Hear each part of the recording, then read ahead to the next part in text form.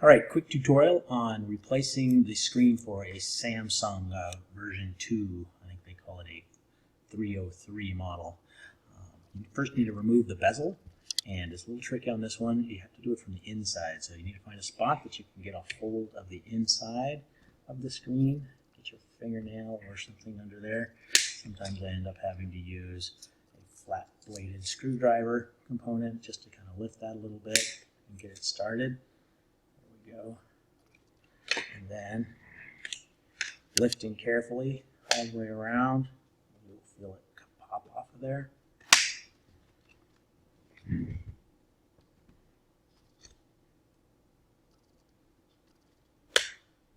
Just keep prying from the inside of the bezel, and it comes off pretty easily until you get down to the bottom part, at which point you'll find it's stuck to the screen with an adhesive in some places. So first you have to get that to release all the way across. And you're prying your fingers down inside of there. As you work your way across. And once you've got that all loosened, there's still this last little part down here that is really tricky to get it to come off of. So the best way I've found is to kind of get one hand in here and be lifting and kind of holding down on the other side. And it does take a significant amount of force. It feels like you're going to break it, but it just pops off of there. Once that's off, it's the same as any other screen. You have your 4 screws, one here, one up here, one over here, and one down here.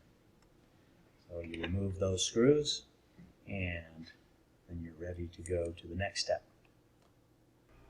Alright, so I've removed those 4 screws, and now I can just kind of get a hold of that screen, and I just flop it down on top of the keyboard there, and you'll see there is the connection right here that needs to be undone. It oftentimes has a piece of adhesive on there to hold everything down in place. So you kind of have to carefully bring that up, and I just use some kind of blade to get underneath the tape and take that piece of adhesive off of there.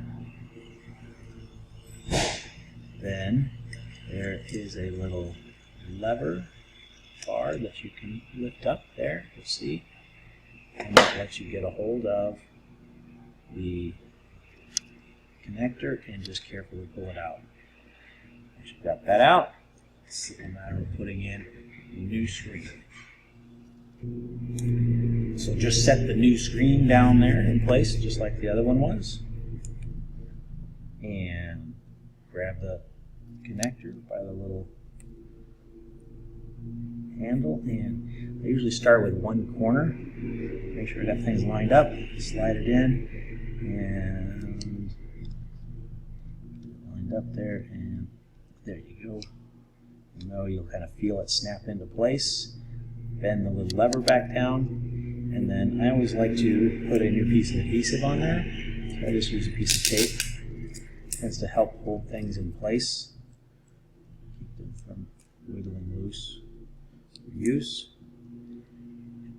And flip it back up and reinsert the screws.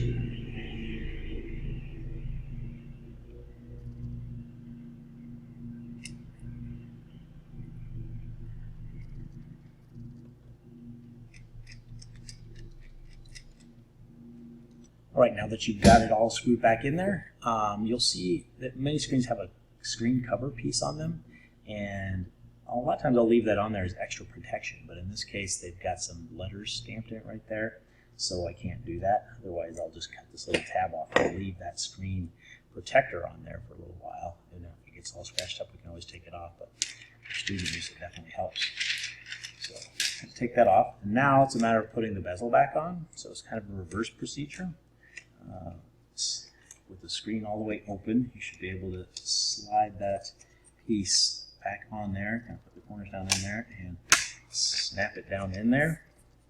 Then don't worry about it being attached at the bottom yet. And find a spot, make sure it's lined up at the top. A lot of times I'll start at the top so I know it's lined up, and start snapping it back into place all the way around.